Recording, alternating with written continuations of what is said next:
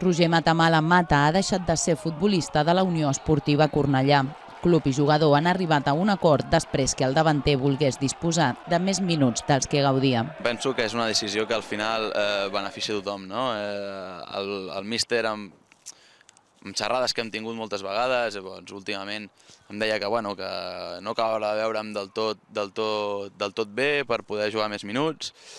Jo he entrenat al màxim que he pogut, però he vist la situació, he vist que realment no tenia aquesta confiança que realment a mi m'hagués agradat tenir i que ell segur que també li hagués agradat tenir, doncs hem arribat a aquesta conclusió. El futbolista no va poder fer amb normalitat la pretemporada a causa d'unes lesions musculars.